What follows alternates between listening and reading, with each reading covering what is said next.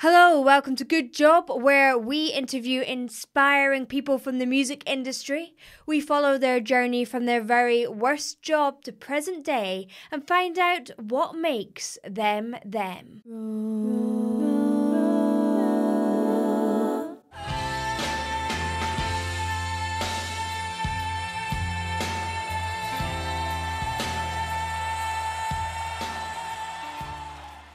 Yes, that roar was from outspoken Irish singer-songwriter Sinead O'Connor performing her cover of Nothing Compares to You. Sinead O'Connor's vocal style was a huge influence on my vocal development. I loved how she approached singing with complete emotional freedom and embraced the ugly and the aggressive, as well as the hauntingly beautiful and fragile. When her management emailed me to confirm the meeting, I was so curious to meet the woman who embraced this contradiction so readily, both in her music and in her day-to-day life. I mean, everybody in music has a story in terms of their upbringing or where they came from or what they went through. You know, there's something they need to get off their chest, and perhaps we all need a bit of love and affection that we didn't get anywhere else, but we get by making music. In this episode, I chat with Sinead about how music impacts society, why she reverted to Islam,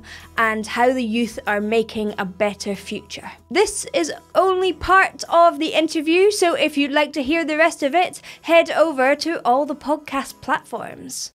So the podcast starts the same way every time. What has been your very worst job? And this is interesting for you because you have always been in music, haven't you? Well, I had a lot of jobs previous, mostly in catering, you know, waitressing or kitchen portering.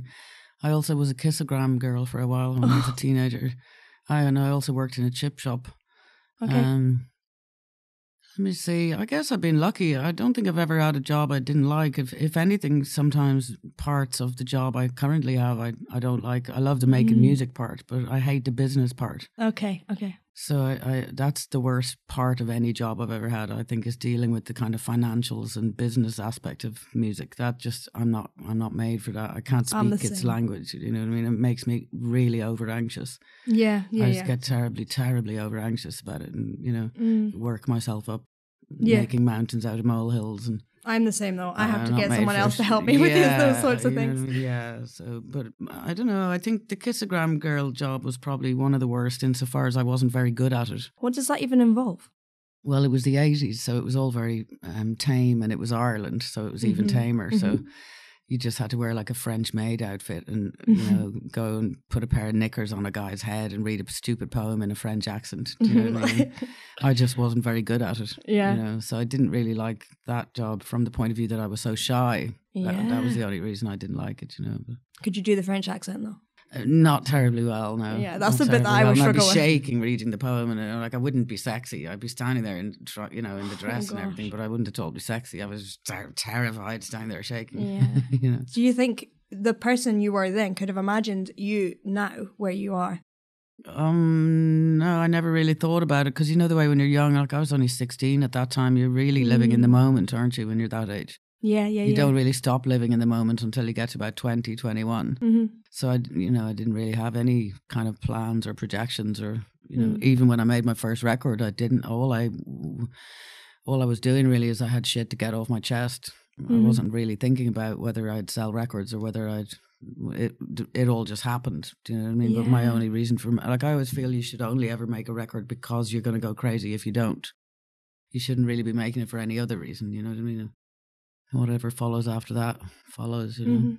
And that's what's driven you the whole way? Yeah, pretty much. If like I would only really write songs if I had something niggling at me that I couldn't find a different way to express. Do you know what I mean? So. Well, I read this article and they said that you had a voice of pain and faith, which I think is a really nice expression in a horrible way at the same time. No, it's very good description, you know. But, I think it's a specifically Irish voice. That's a sound of Ireland in many ways, you know. I agree. There's definitely a certain yearning or a certain calling or a certain, you know. In folk music as well. Yeah, absolutely. Yeah. Absolutely. Is that, do you think your roots come from that? I do, insofar as not so much folk but protest music that I grew up in the 70s. I was very lucky to be, 11, 12, 13 throughout the 70s and even younger. And the standard of music was so spiritual.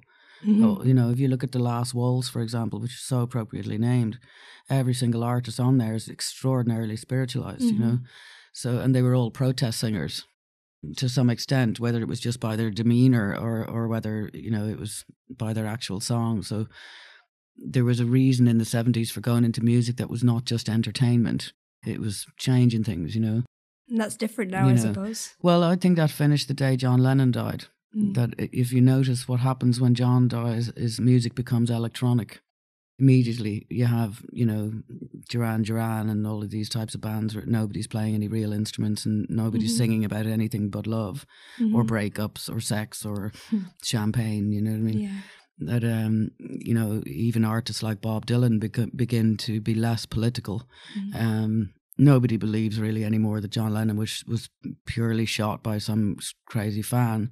You know what I mean? Music was very, very dangerous because it was so spiritualized. And of course, the day the music died, as the song talks about, as far as I'm concerned, is the day that John Lennon died.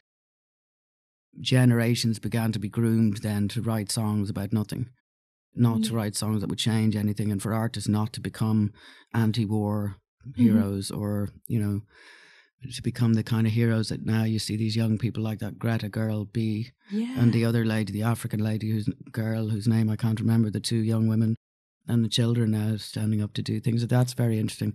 But I do still think that there's even this generation of songwriters are being groomed.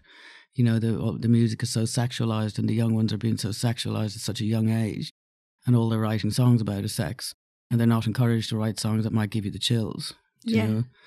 And nobody goes on stage in just their jeans and t-shirt and gives you the chills, Do you think it'll ever get back to that? I don't know. In a way, I do, I suppose, because music tends to come in circles and cycles. Like Jimi Hendrix used to say, if 6 was 9, do you know what I mean? That things can come around. So it's bound to happen. Heroes appear when the world needs them. And I think the world might need it right now. Yeah, but see, the heroes are appearing in different arenas, like this Greta young lady whose surname I can't remember, forgive me, and also like the other young African girl who I was only watching her on telly this morning. I can't remember her name. They're two very similar characters, And even the way you see the children in America stand up against the gun laws and this, that, and the other, So you see revolution happening, but not necessarily through music, but still through young people, younger and younger, which is incredible, You started at a very young age. How was that for you? Because for Greta, she has such media attention and horrible things said about her, and that must have been so tough for you. You must associate with that. Well, when I was young, I used to read it, and so it used to upset me, and then I got smart. By the time I got to about 21 or 22, I didn't read it good or bad. So I don't often read even good reviews. Occasionally I will. If I'm feeling a bit down or something, I need a bit of cheering up, I might let someone send me something. But I don't think it's wise to buy into good or bad necessarily, because it's all just someone's opinion, Bar. Okay, the quickfire round. Tea or coffee? Coffee. Music or lyrics? Lyrics. Cats or dogs? Cats. Creativity or logic? Creativity. Yeah. Plane or train? Train. Beer or wine? Neither. Sweet treats or savoury snacks? Sweet treats. City or countryside? I guess I'd have to say country. Bit of both. I can't choose. I'd have to say half and half. Half and half. Matching or odd socks? Any socks. Any socks. I don't care. Guitar or piano? Guitar. Friday night in or Friday night out? Friday night in. Cool. Modern or vintage? Vintage. Black and white or Technicolor? Technicolor. Moose or mouse? Mouse. Mouse. You're the first one that said mouse. Oh, really? Everyone goes for moose. Oh, I love mouses. I think they're cute as well. Yeah, I used to have a mouse when I was a kid called Jumbo. You had a mouse as a pet? Yeah, I used to take him round to me everywhere. Everywhere I went, I had a little box with holes in it, and this mouse was called Jumbo. Jumbo because it's so small. Yeah. Thank you for watching. If you'd like to hear the rest of the interview, head over to Spotify, to Google Play, to Acast, to Apple, all the podcast places. But for the meantime, I'll see you in the next one. Bye. Good job. Bye.